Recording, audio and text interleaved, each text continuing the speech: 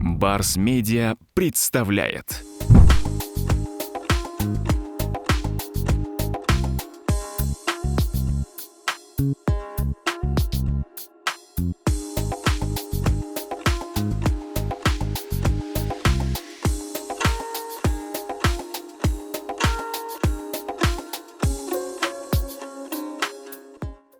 Водителем автобуса хотел быть.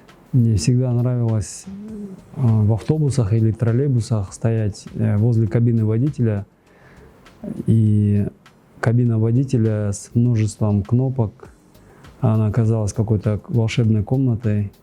И вот тоже хотелось там очутиться и управлять автобусом, открывать, закрывать двери, ездить по улицам города.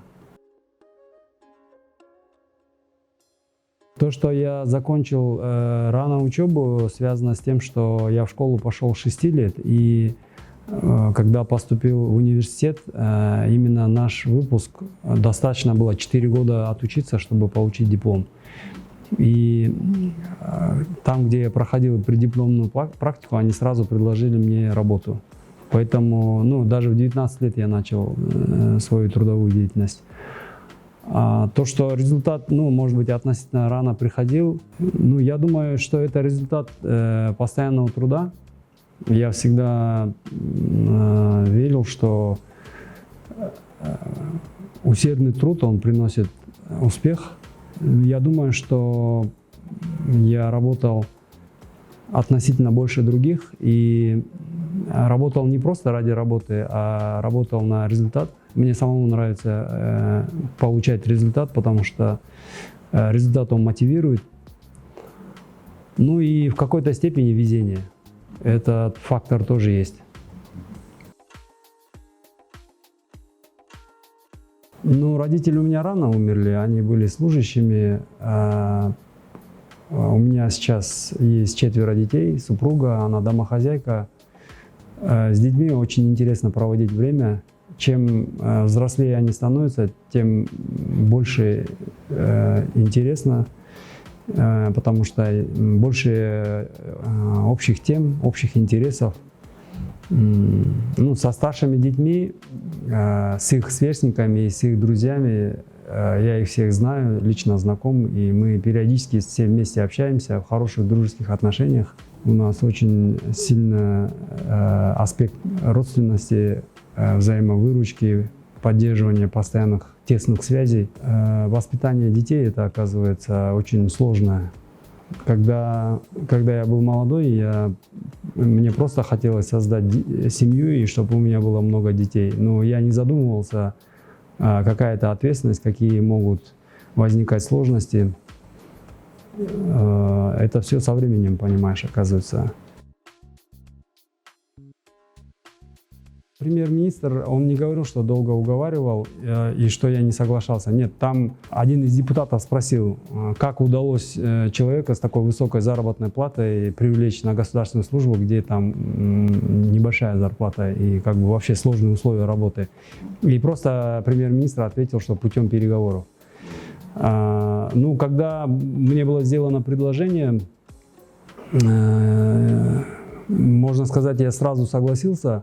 Потому что та сфера, в которой я раньше работал, хотя она считается не государственной сферой, тем не менее, одно имеет отношение к государственным структурам.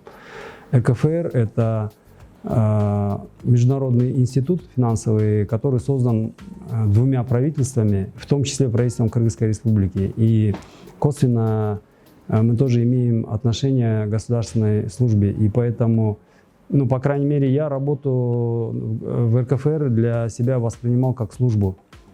И считал себя человеком, который находится на службе.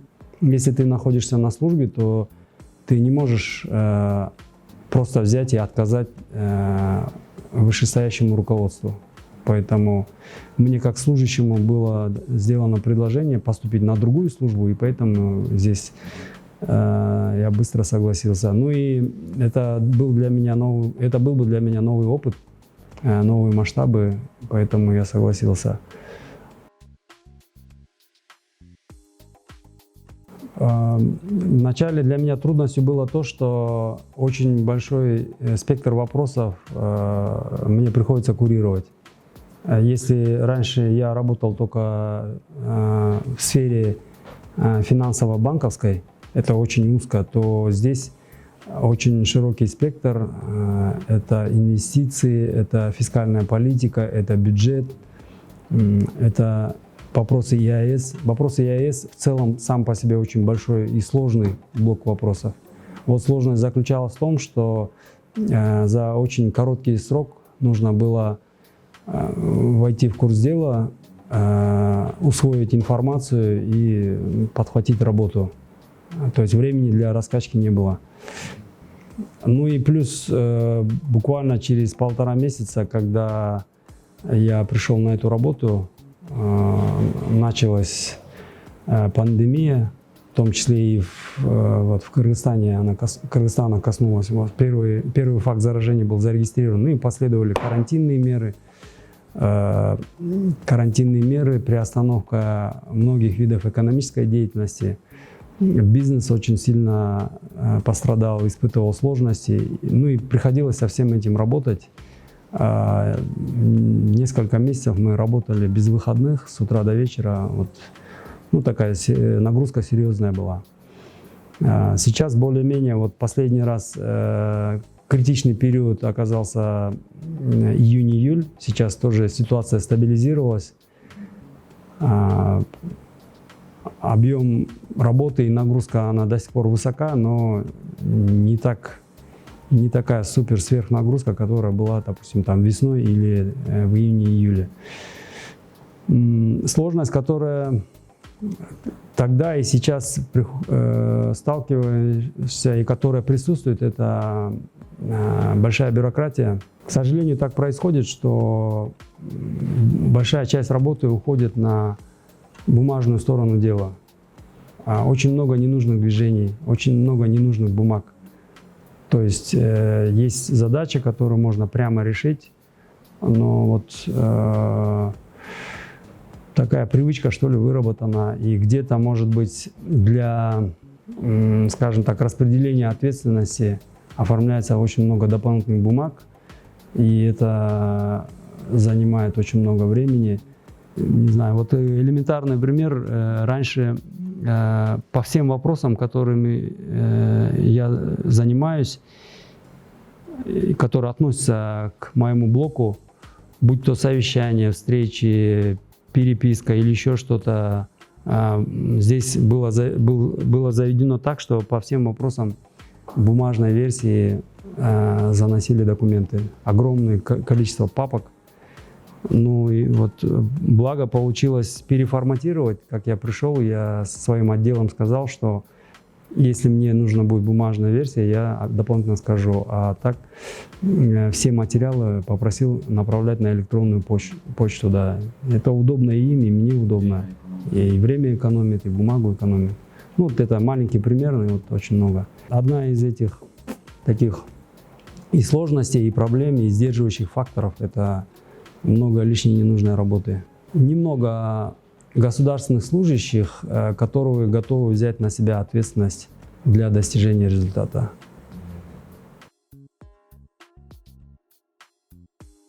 В 2008-2009 году я работал в администрации президента. Я был экспертом, но это по моим меркам на тот момент довольно высокая ступень была. Я мог на равных разговаривать с замминистрами, министрами. Я был молодой, всего 32-33 года. И потом я перешел в частный сектор и работал просто заместителем директора филиала банка. Даже не банка, а филиала банка. И мне дали маленький кабинет, где мы там сидели втроем-четвером. И там в тот момент приходилось как сотруднику банка привлекать клиентов в виде государственных учреждений. То есть мне приходилось стоять в приемных у директоров школ, у главврачей поликлиник, там вообще маленьких каких-то этих детских садов. И вот первое время я психологический дискомфорт испытывал, что я вчера сидел в администрации президента там, и одним звонком мог поднять замминистра, а тут я сижу в приемной у директора школы где-то в новостройке, и сейчас я ее должен уговаривать, чтобы она перешла к нам на зарплатный проект. Но это быстро прошло. И потом в тот момент прошло продвижение по карьере в банке, и через некоторое время я стал руководителем, и я сам чувствовал, что первые пару месяцев я от этого кайфовал, но потом пришло осознание, я думаю, с этим у меня сейчас проблем нету. И даже больше скажу, я где-то горжусь, что несмотря на определенные успехи в жизни, я спокойно могу оставаться скромным, там, ходить пешком, там, со всеми здороваться. В политике точно нет, по крайней мере, в ближайшие 4-5 лет это точно нет. И дальше после выборов будет это государственная служба или это будет частный сектор, я пока не заглядывал, честно скажу. Я думаю, это, наверное, в ноябре будет ясно, в октябре-ноябре будет ясно. Я как человек новый, для меня был удивительным тот факт, что в принципе на тот момент правительство и ответственные руководители, по крайней мере на высоком уровне, работали на опережение. Хотя сейчас звучит критика, что почему штаб был давным-давно образован, заранее не предприняли мер, почему там не организовали достаточное количество лабораторий, еще что-то. Да, есть некоторые упущения, некоторые недоработки, но в целом решения принимались заблаговременно на опережение. То есть еще когда у нас даже не появился факт заражения, уже действовал штаб. Уже давались поручения, уже перераспределялись ресурсы, уже велась работа с международными организациями. То есть многие вещи были сделаны на упреждение, имеется в виду принятие решений. Но, на мой взгляд, оказалась проблема в исполнении этих решений. Сами решения, к сожалению, их исполнение не всегда достигало стопроцентного результата, и само исполнение решения, оно было неоперативным. Там, казалось бы, какое-то решение принято, для его реализации нужно там буквально несколько дней, а по факту оно затягивается на недели. Здесь, да, нужно разбираться, какое звено слабое, в чем проблема, где система не срабатывает или кто конкретно допустил ошибку.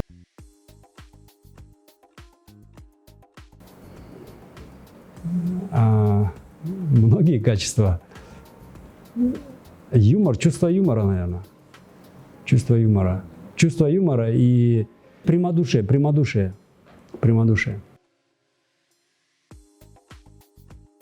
Это наше волонтерское движение. У нас очень много недостатков. Мы не такие трудолюбивые, может быть, там много самокритики мы в свой адрес отпускаем, но тем не менее то проявление сплоченности, взаимовыручки и поддержки друг друга, которое мы увидели 1-2 месяца назад, это действительно предмет гордости. И я не знаю, в других странах, может быть, тоже такие проявления были, но мне кажется, у нас в Кыргызстане это особенно в таких масштабах, чтобы все от мала до велика сплотились и помогали друг другу.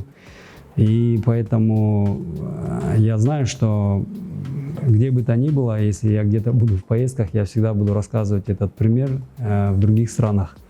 И это тот момент, который заставляет гордиться нашей страной, нашим народом и тем, что я тоже кыргыз. И я думаю, что раз у нас такая черта есть, то у нас есть будущее, как у государства. Я веду активный образ жизни, и как любитель иногда перед собой ставишь какие-то спортивные цели, ты когда их достигаешь, это тебе счастье доставляет. Или когда твои дети достигают какого-то успеха, пусть маленького, это тоже когда они доставляют тебе повод гордиться ими, это тоже удовольствие доставляет. Доставляет счастье во дворе, там, собрать всех родственников и с ними повеселиться. Мне нравится, допустим, выйти из парилки и прыгнуть в ледяную воду. Это прям очень любимая вещь. Много вещей, от которых получаешь удовольствие и счастье.